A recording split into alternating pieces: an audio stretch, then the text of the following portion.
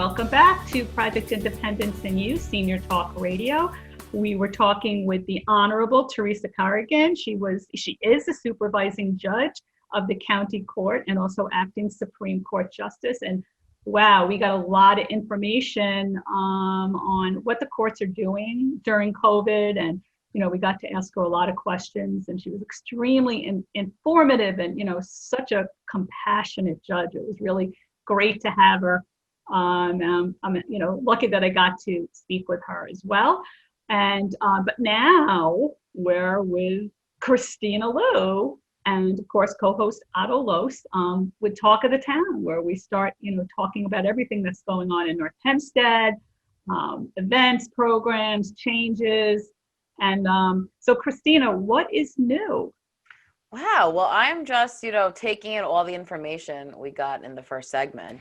It was so great. I'm trying to multitask doing my different work, but I was so engaged because it's something, we were all talking before the show started, just the court system in general is so complex, and there's so many things that we don't know and understand, and having someone on like Terry Corrigan, it was just so informative and clear. And, every week we try to have on something on the show to really get an in-depth kind of idea about it. And especially in this current time, with COVID, and just seeing what all different things that are impacted by COVID, how everyone's kind of reacting and trying to put safe protocols in. And it's getting a glimpse into, all these different worlds that we're not part of every day. So it's just good it was such a great job, guys. I really thoroughly enjoyed that and was super informed with it. So it was good. It's kind of like, we learned so much about, the process, what to do now if COVID comes back. And now that it is, it's like, all right, well, at least we know what we need to do quickly as opposed, right. And Kristina, we were with all our advisories, we were talking about this for, a month or two ago, get what you need now. Don't wait until things start shutting down. And that's, because like we always say, right? So this segment is dedicated to kind of finding, the silver lining and a little bit of glimpse of hope in different situations. So obviously, the instinct is we see these numbers, we hear the news, we're so inundated with everything coming at us, and now coupled with, you got holidays coming up, it's just like this stressful storm. But I think the positive is what you're saying, Beck, is, the good news is we are pretty well versed on things that we need to do to keep ourselves safe and our loved ones safe.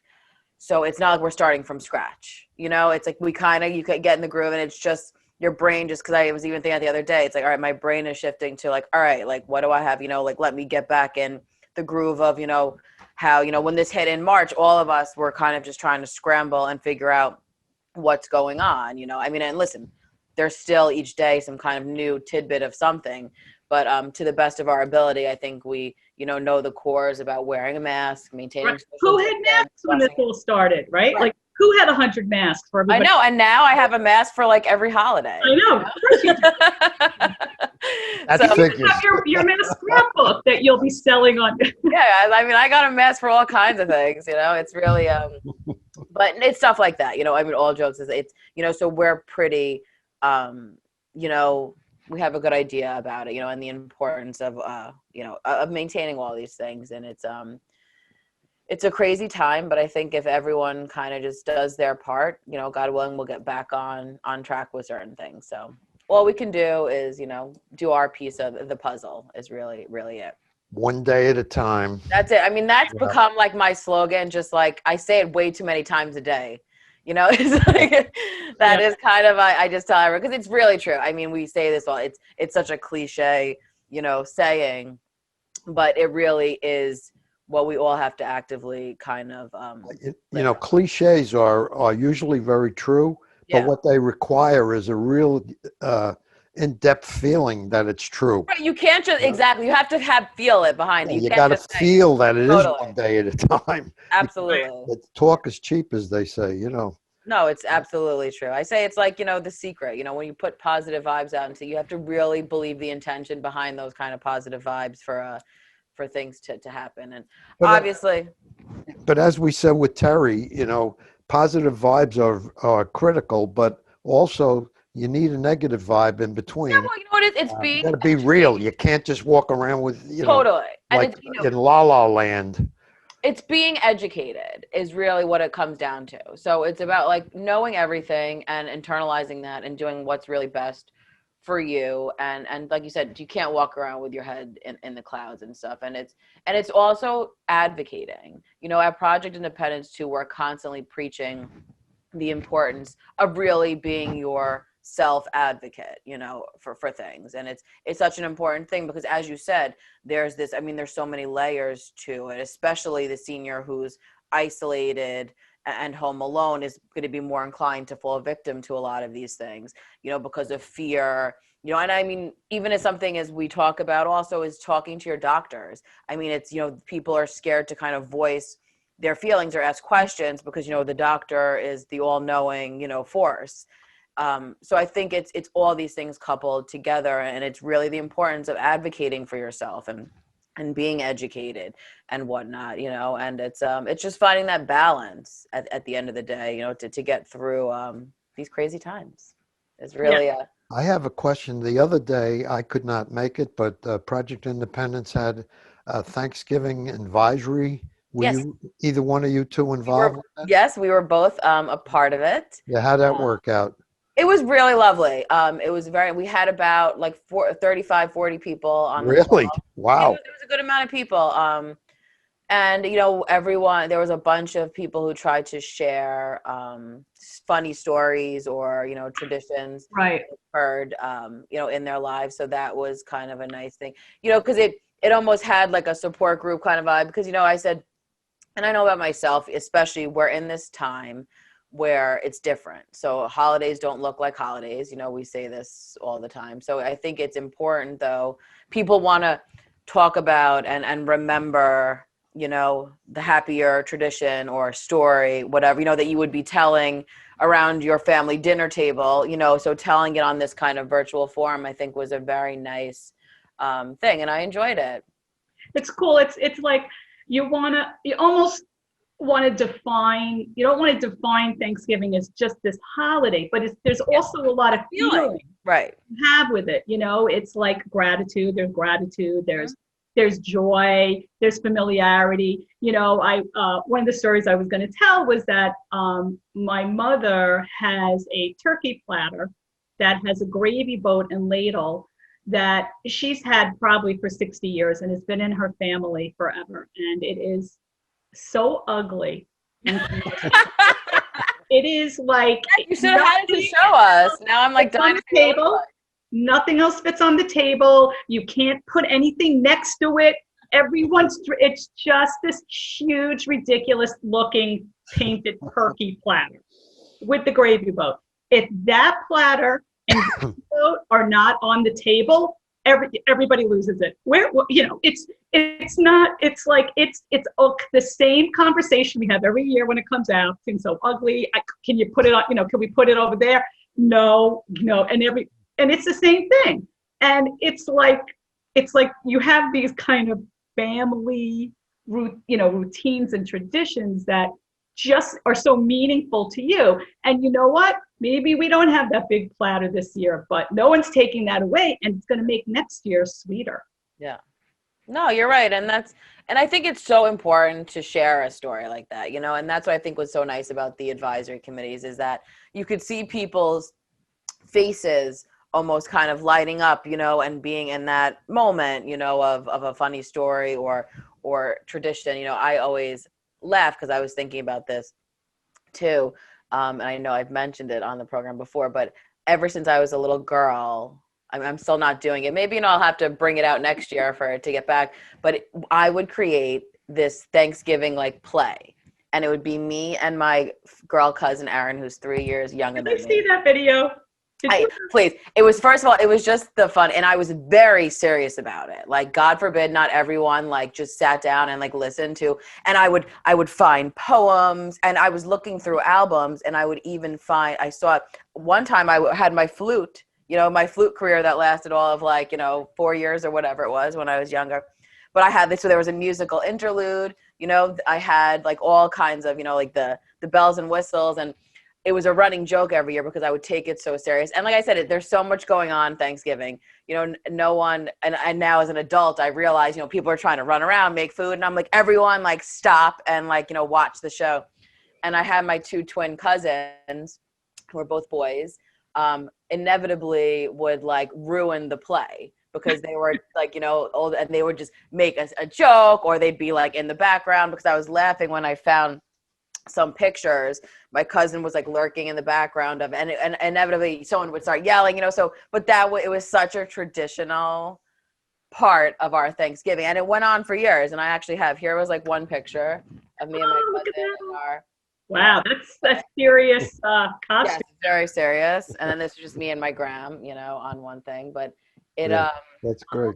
it was just so, you know, and I was cracking up when I was looking through the photographs because I wasn't aware of, you know what, and I have to laugh because one of my uncles and my dad truly were very committed. And I'll have to give a shout out to my dad for really enjoying the play. He was like front and center with like his glass of wine. Like he was really like gonna, you know, embrace this, you know, play. But I just remember sitting there with, you know, researching poems, and it was really in my head, guys. So clearly it was something, it was such a family tradition, which was nice. Right. And now the family tradition with me and my mom is, you know, our big thing all the time is to think of like our theme and like what the tablescape kind of vibe will be each year. So that's always a fun kind of thing that we look forward to. So I've been around for a while, so I've had a lot of Thanksgivings. And my mother used to make a tremendous feast. And my father and mother and I lived in Woodhaven in Queens.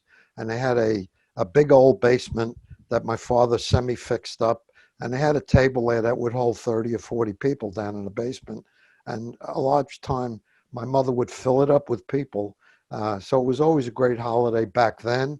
And then as my life progressed, it stayed as a great holiday. And one of the things I started a couple of years ago, and we haven't done it lately, is going to the parade in the morning with my kids. And it all started, we had on this show my friend Dennis Collins, who had the 2 prosthesis. And Dennis and I and a couple of the kids used to go at like 6 o'clock in the morning on Thanksgiving Day and go into the parade. But both Dennis and I had a problem in terms of how long we could not go to a facility to go to the bathroom. So back in those days, they did not have porta-johns, which they do now. So it was like a cardinal, you can't drink anything the night before. Stop at 10 o'clock. No coffee, no hot chocolate, no nothing, you know.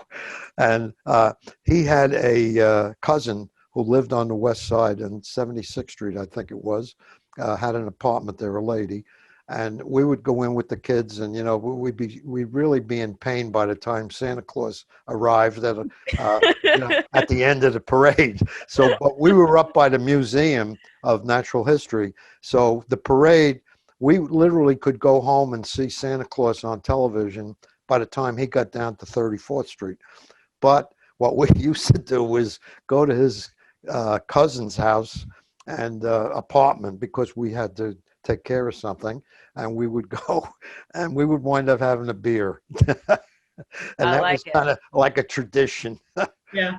And it probably tasted really good because, you know, you were so parched. It did, because we couldn't drink anything from But that's a memory that, you know, it's silly maybe, but that, and we always had kind of this thing where we would go around the table saying what you were thankful for. And, you know, for the most part, all of us have much to be thankful for.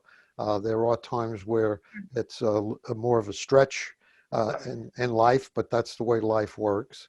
And, you know, you kind of have to ride with that, you know. No, but you're all right. You're absolutely right, because that's, you know, I like, you know, obviously on the show, everyone knows me pretty well. And that's kind of like my motto. I mean, if you look around my house, the amount of little plaques that say count your blessings and all these, you know, little positive affirmations to remind you, because it's true, you know, and it's, especially during this time, it's very easy to get caught up in all the things that you don't have, all the things being canceled, all the things you can't do. I mean, listen, we're human, and I think we all have those moments. but I think it's a time you have to actively, put in work sometimes to sit there and really think about the things that you are blessed for, whether it's your health or your family, your friends, whatever it might be. But it's certainly an important thing to kind of remember during this time. And that's what the Well, holiday's about. you said something, and unfortunately I can't really manipulate this thing to show you, but in my office, which I'm fortunate enough I have an office, I have multiple signs. Today is a good day for a good day. I love that one. I have one of those. The power of attitude, live in the moment, how to stay young. Um, to all the golf balls in my life, there's a whole big long thing that talks about the good stuff. It's nature's world. We just live in it. Ooh, I like that. Yeah, all of these are things that some people make things happen. Some people make things happen. Some watch things happen, while others wonder what has happened. There's, it's not like I'm injected with this stuff. I brainwash myself on a pretty regular basis. Yeah, me too. I'm with you. Like right next to me right now, I could look around my kitchen, please. If I scan, you'd be like, there's way too many plaques with all kinds of, things in it. But this is just like a little one that I recently got because I'm like all about, like the rainbow of hope in recent times. And it says each day brings a rainbow of hope. So this I keep on my kitchen table, and I'm staring. I still have my giant rainbow in my window that I'm just gonna like let rock until things get a little better. But it's it's things like that. And you're so right, Otto, because it is like you walk into my house and you have to be. I'm like hoping it just seeps into people's brains, So, but it's important, and like we said, you have to work at it. Otto is a firm believer, and I've listened to my friend Otto say this numerous times. Is it's harder. You have to put in that work to kind of find the positives. And it's a lot easier to sit back and throw in the towel and kind of have that woe is me attitude, but it's the taking the path of, gaining strength. But in the long run, it just is better for you and for your mental health. We talk a lot about that on this show. And that's something that I think is so important to really focus on during this time, because that's certainly being impacted across the board. Yeah, I mean, being in the real world also, I can understand a lot of people are isolated now, and it's more difficult, and there's no magic answer there. It's it requires a tremendous. I can't imagine. It would be difficult, especially, and I've preached this many times, if you're not technically up to speed. Technology has proven to be such a tool to help but help reduce loneliness and isolation because of the communication benefits that it offers. You hear all the stuff about, everybody's going to know what you're doing and blah, blah. So what? I don't care what people know what I'm doing. I'm not doing anything that you shouldn't. What's the big deal? And we just learned that courts can't even really function today without it. Yeah. There's so many.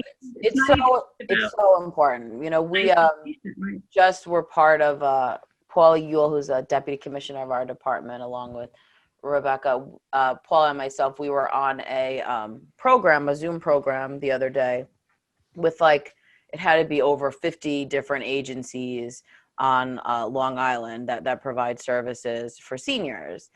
And it was great, a lot of familiar faces and stuff, but it was such an encouraging thing, to just really see everyone trying to come together, kind of promote what they've been doing, the creative initiatives they have been doing. And it was to really talk about issues where we feel are kind of gaps and that we need to put extra attention to. And, the technology issue is obviously a huge part of it, because we're in this situation, that's all we really have to stay connected a lot of times, whether it's, we say it all the time, to do a social thing or to do a medical thing or to be connected to order food or, whatever, Amazon, whatever it is you want to order, having the connectivity to technology opens your world, in this current time, when you can't, be with your loved ones necessarily. So it's definitely something that,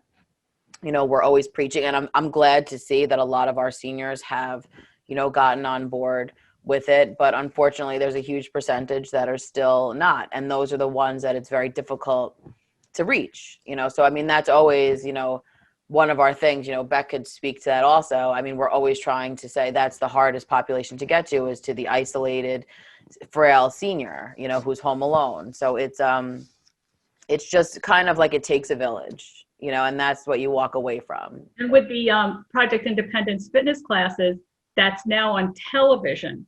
We have a lot of seniors who have not only never exercised, but really have never been able to take part in any Project Absolutely. Independence. And that's what is so wonderful about, that's finding a positive in the situation, is that, because we have a lot of these programs being offered virtually, and, the supervisor has even said herself, there's a lot that she wants to continue once we're, over this hump, which we will get to, it will come, the day will come, and it's going to be a glorious day. But, it's a lot of these things, and that's what's nice, and even our own advisory committee members, we've had conversations with, they might be, have some kind of disability or, transportation issue, whatever it might be, that it's difficult for them to get to programs. But now having it virtual, it opened their world to participating in so many things. So it's actually a nice alternative. And plus, listen, crummy weather is coming. God willing, we have a piece. I could just go without snow. I'm like, we've done a lot. Like, let's just skip the snow season this go around. But even so, it gets colder. It's more difficult to get out. So I think it's actually, we'll be able to do more winter programming stuff, because a lot of times it's kind of, put on pause for the bad weather. But the fact that we're, doing it virtual, we're able to do certain things. So. You mentioned the video that you had with 50 community, I'll call them community partners. I think what hopefully a message that gets out real loud and clear is that there's no way the normal person can know who all these 50 community partners are. Mm-hmm. And I think the big beauty of Project Independence is that Project Independence is the one who works on these community partners. They're the ones who know what they can do. And nurses and social workers from Project Independence can determine for you with a phone call what it is that would maybe benefit you. Maybe you need food, maybe you need medical help, maybe you need taxi rides or whatever. But or maybe you have a abuse situation. You can contact Project Independence, and they will try to hook you up with the correct community partner in order to work with you on whatever the situation is. And without that, you're out there by yourself, floundering around, looking. You hear, oh, this one, and you have all these people you might call, and it's not easy because you're calling up 1-800 disaster, and now what? One of the things that stands out with Project Independence, and probably the most important and thing that no one else really has anywhere that I've ever really experienced, and I've been to a lot of, aging in place conferences, is there really is one call. It's the one call. If you need transportation services, or if you need a social work, or if you're something's going on at home, you need financial help, the power's out. If you're not in North Hempstead, you wind up calling like individual agencies or programs. Or when you call us, when you call Project Independence, we either can provide that service, or connect you to the right partner. So you're not determining, who am I going to call for this? And do I have to wait for a caseworker? Can I do this? When you're calling Project Independence, where your navigator. Like, I remember early on in this, there was like a navigator program that did a lot of work like that. But we really can help you navigate through so much bureaucracy. Yeah, and it's if you don't even know what you need, right? Frankly, I think is like great too. Because it's sometimes you're not even aware. You're in whatever kind of crisis or situation, and you just know, like, I need help. Right. And I think, and this is like a special shout out to the 311 call center, because we always say, we're brother and sister in this whole thing. And it's just such a wonderful partnership, and the fact that there is a level of accountability, that you make this phone call and it's marked, and it's where you could look up on it and follow up on it so it doesn't get lost. I remember our former supervisor, John Kamen, making a statement about that listen, you can give him a message and he had 10,000 post-it notes on his desk, and God only knows the fate of the post-it note, but the fact that it's in this system, where you can, no one gets lost, I think is so wonderful. Yeah. And, really makes it comforting, that you can do that. So it's, I remember that. It's a special program. And you call me and tell me there's a pothole on your street, no, even though I know you're yeah, like you're right. You mean well. Note is going with a million other post-it notes. Yeah. Well, 311, it's tracked, monitored. There's a time limit, a deadline, and it has to be answered. No, and that's what just makes the program, very, very special. And North Hempstead, super special and unique. I want to also give a shout out that tonight you could actually catch, it's airing again, is the North Hempstead Thanksgiving special. It's going to be on, the Town, whatever your channel is, whether it's Verizon or Optimum, but it's going to be on today at 4 p.m. Or you can watch it on the Town's website as well for the TV station. And it was really, John, Ryan, and myself were able to be the interviewers. And it was really a special, nice thing. Because like I said, we got a little glimpse into each town board member's kind of traditions and memories. And everything was different. And that's what we were saying, as all of us were just, everyone's got your own kind of spin and what Thanksgiving means to you. And it was really, really, really nice. And I encourage everyone, and I've been getting really great feedback from it. So it's, I encourage people to look at it. It's nice. And like I said, just watching it, whether you're home, and it just makes you think of your own memories and stuff. And I think it's certainly important to kind of get those positive thoughts in your brain. So, just to go back to where you were going, Rebecca, to me, the beautiful thing about it is it goes from the simple to the complex. And that is as far as if you call 311, it doesn't have to be for Project Independence, but it could be for Project Independence. And it could be for something as small as you now physically have a problem changing light bulbs. I can't reach, I can't go on a ladder, and my lights are going out one at a time, and I'm down to where I have very few lights left. That's simple, yes, for people who have no problem fixing a light bulb. And then it can go all the way up to things like taking care of somebody who has cancer during COVID, or there's abuse problem going on in my family, physical, mental, financial, whatever, or we've been scammed. You can go from the very simplest stuff to the most complex stuff, and find somebody who can help. There's nothing wrong with getting help. We all need help. Right. And it's information, and that's what's nice too, is listen, you can call up, and no one's saying, it's like we said earlier, it's being your own advocate and being educated in, all things to make your life better. No one's saying you have to join any of these, maybe it's not right for you. We're just here to kind of work it through with you and give you the information, and then you're able to kind of see what you want to do with it. One of the things that, we used to say a lot early on is people were kind of, they don't want to call government for help seniors, or it's not even help. It's assistance. Yeah, that's right. These are your this is your money. You're getting services because of your taxes. But this is an aging in place initiative. A lot of times people were afraid to call it, we're going to take them from their homes. No. Yeah, it took us a long time back, right, to like get over that kind of, it's a little more, understood now what Project Independence is, but I remember in the beginning that was something that was real. We had to say that so many times. This is an aging in place initiative.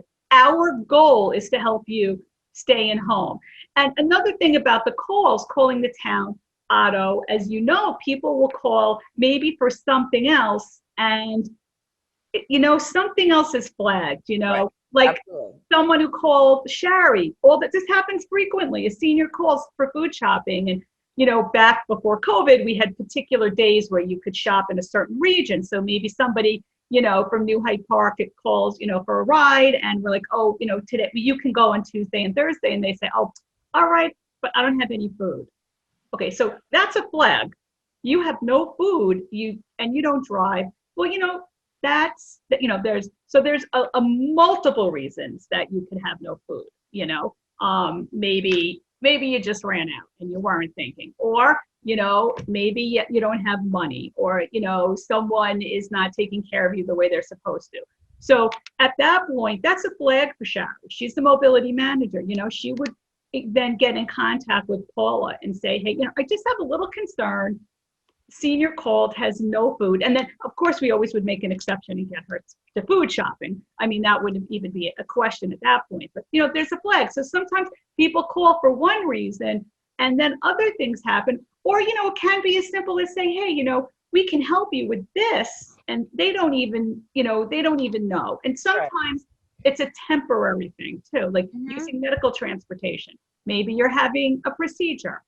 You can't drive, so you call for the transportation. Maybe it's a one-time thing, so it's the whole gamut from, anything, from transportation or signing up. No, and it's even to, cross departments in North Hempstead.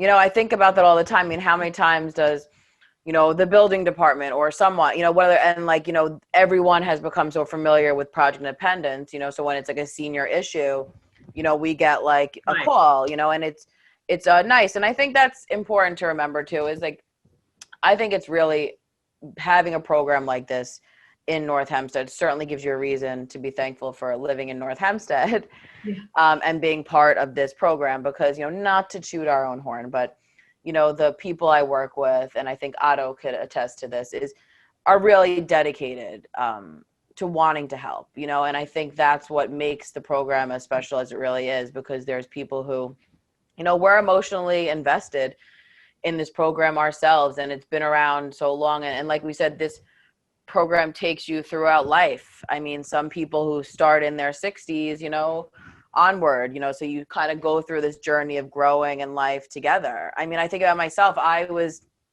24, I think, when you started. I started. I mean, I'm only 25 now. No, I'm kidding. But I was like 24, so it's been, a huge growing part of my life, and all these women I work with have been there for all kinds of things. We've all been part of each other's happy times, sad times, celebratory times.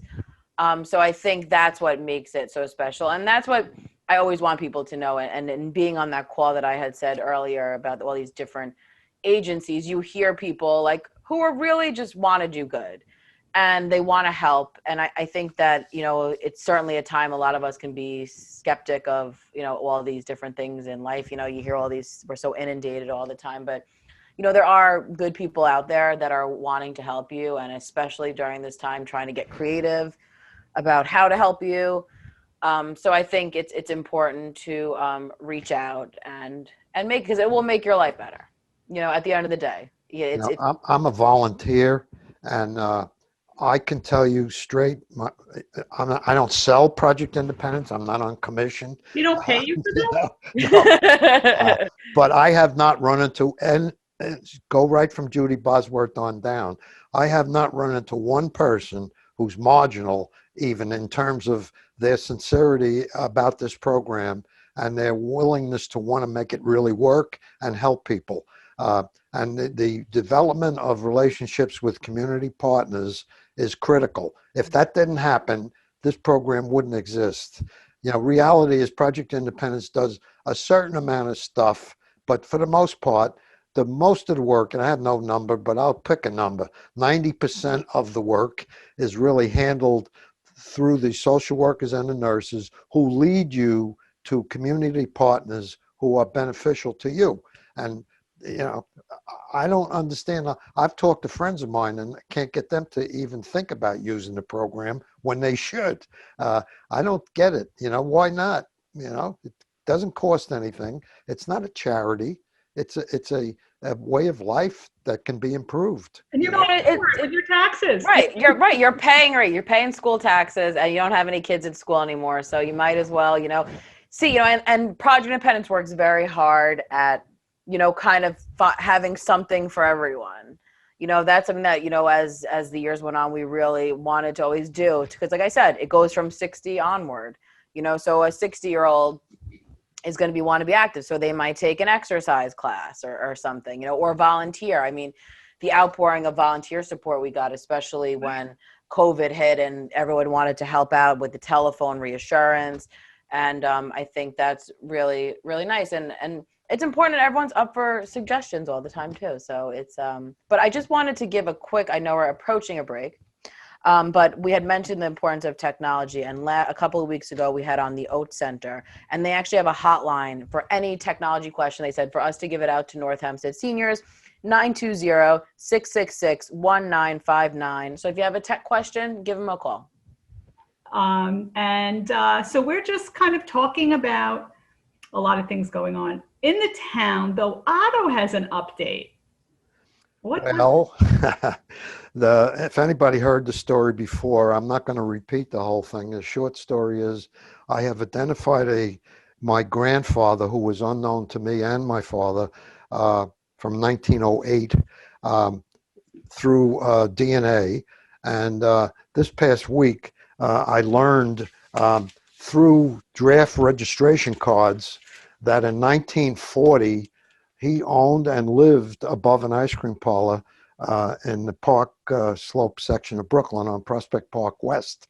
And I don't know if you can see this, but I love it. Oh, it cool. shows that's now, and this place is now a liquor store.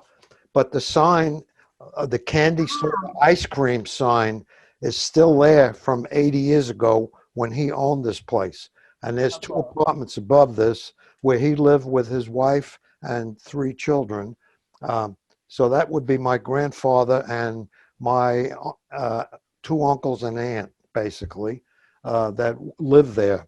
And it was an interesting experience. I went into the liquor store with my wife, Bunny, and there was a nice gentleman there who talked to me about it.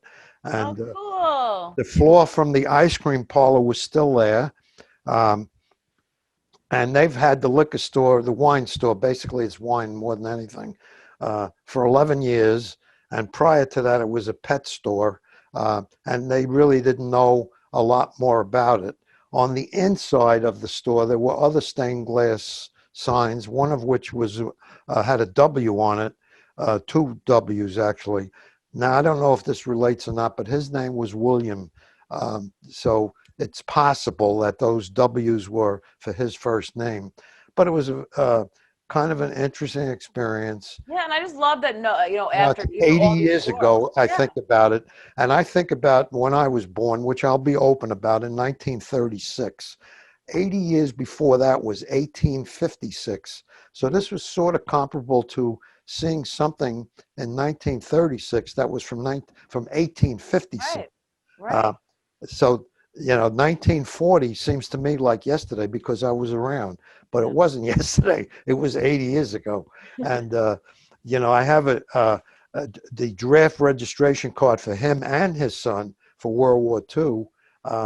And his son was in the middle of it and got medals and badges and a whole bit that goes along with it. What was the son's first name?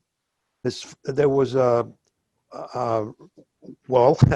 William. So it's WW. Yeah.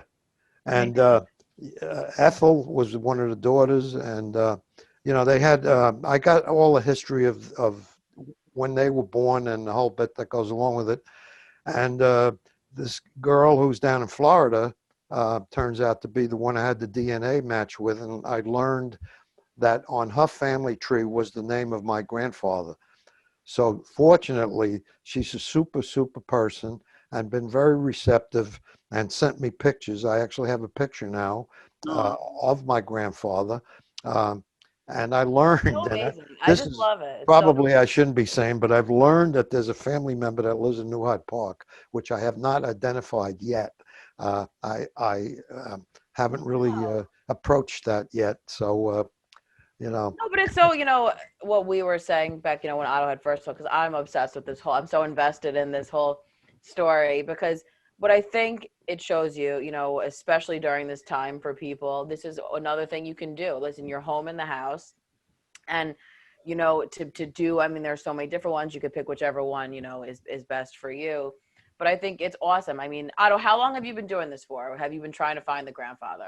I've really probably since I started being really an adult, which is Yeah. probably not until I was And like, at look how 50, incredible that is. Like and the until I fact was that, older. yeah. You know, I always had a bit of a moron streak in me in my youth, but you know, So when did you start with the ancestry though? I Like, started with Ancestry probably 20 years ago, Yeah. prior to retirement, and got into it quite extensively. Actually, I think I can show you something. so, oh, you didn't do I like put one a of book these. together, Look at this guy. which He's is, got a book. if you look at the book, it's yay What's the second thick. one? All right, and in the book are many, Oh, it's all different pages. you know, Otto, you're many so many organized. stories and pictures with text about it. Um, and Otto, I love it. my mother was very good at saving a lot of stuff. And I have paperwork from when you left Germany in 1927 or six, whenever, you had to get permission from 100 people, and Yeah. you had to get permission in this country from a lot of people, uh, and you had to have sponsors. And I have all the paperwork for all of that. That's That's And, awesome. really It's so, cool. you know, but it's something so special. but And I put it all together in a book, which required a lot of effort. And I sure. actually had 6 of these printed, which I gave to each of the kids. Oh, this guy. Kids who are now adults, but you know, So, did you ever do any of like the ancestry.com too? You know, where you do the DNA matches? oh yeah, Yeah. Is that that's something new? that's how I got the match with to find out. I've been looking for a long time. Right. And he How finally long got a match in Florida. Well, a match they give you a list of when you put your DNA in. How does that? What's that process? Well, the process is now I think it costs like $49. They got a special package for Christmas. I was 99 when I did it, but you get a thing in the mail where you basically spit into a little thing, and they come up with your DNA, which tells you, like in my case, I've learned that I'm like, I thought I was like, you know, German. I'm actually like 50% Western Europe. I'm 20 some odd percent Swedish and like 12% English Irish. So a mutt. What was the turnaround time to get those results? Not that long, not long, a couple of weeks maybe. Yeah, I Wow. think you But then what happens is you now go into a DNA database and they will match you with people who have similar DNA. And interestingly enough, I guess it's a good thing, my daughter and my 2 granddaughters come right up at the top, That's good. and this lady Cheryl was right in there in the top 10.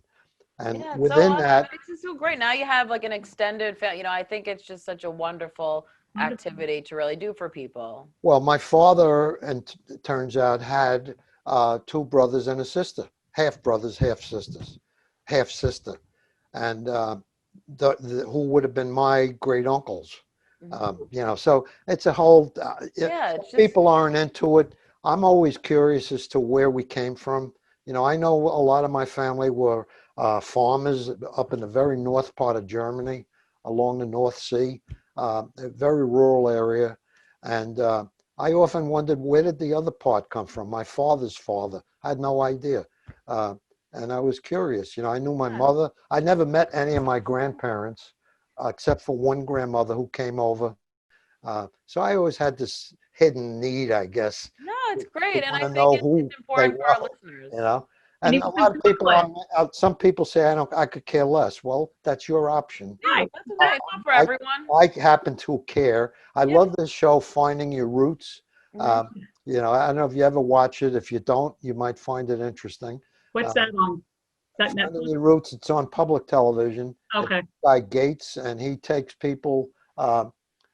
Now he's doing celebrities, and he's Oh yeah, I've seen the commercials and for who that. was on, by the way, what's her name? The chef that we had. She's on television. Yep, I can't remember her name. Is out of Lydia, my... Lydia, Yeah, Lydia. yeah, Something with a B. I just totally slipped my mind. something. Yeah. But she was on, and they did her life with answer, Cool. with the tracing it back. No, well, I think it's just, listen, this is something that if people are enjoying, like I said, if you're home, it's a great activity to do. So I love that your Otto gives us the updates on this, because I think it's Well, you have to be interested. If you're not, yeah, and as I said, it's just one option for people, and it's kind of a fun thing. And I know we are rapidly coming to the end of this segment, which I'm like, I can't believe it's just flying by. But I just want to always remind people, in December, we have tons of virtual programming that's going to continue. We have Technology for the Terrified. We have a Surviving Winter Driving. Our support groups will be meeting. We're going to have our In Your Own Words, which is a journaling group. So there's a lot of great stuff. We're going to promote them, obviously, as we get closer. But to get all that information, you just call 311 or 869-6311. And I also want to encourage people, if you want to stay up to date on the latest information for Project Independence, we send out an email newsletter every month that has all of our programs. So you can just call 311 and say you want to be added, and I'll make sure you're added to that list. Because it's really important, great information. And I want to also say, before I lose my wind, that obviously Thanksgiving is coming up next week, and as we said, it's a different time. There's a whole bunch of new guidelines for the government. It's important to always stay informed by that. But I want to remind people that if you are able and willing to, whether it's someone in your family, to drop off some kind of meal or donate, or whatever it is, I think is so important during this time. And I like that you can do a virtual kind of celebration. I hear a lot of people are all going to eat dinner at the same time virtually. So it's just different things. And I know it's hard for people, but I want those to remember the people around you and that, might be having an extra difficult time, and to reach out to them. A little gesture goes a long way, drop off a piece of pie. I mean, if someone dropped pie in front of on my doorstep, I'd be thrilled. So I'm just kind of pie. I'm putting it out there, guys, any kind, and I'm not picky, you want to drop off a pie, I'll take it. But, and it doesn't, I say, a little thing safely, obviously done, can be nice. So definitely be healthy and happy. Otto, one quick little quote, and just like what you were saying, Kristina, showing gratitude is one of the simplest yet most powerful things humans can do for each other. Simple yet powerful. And see, me and Beck didn't even plan that, and it was like the perfect segue. Thank you. Have a wonderful holiday, and Project Independence and you will be here next week and the week after. Have a wonderful holiday. Happy and healthy, guys. Take care. See you soon. Be well.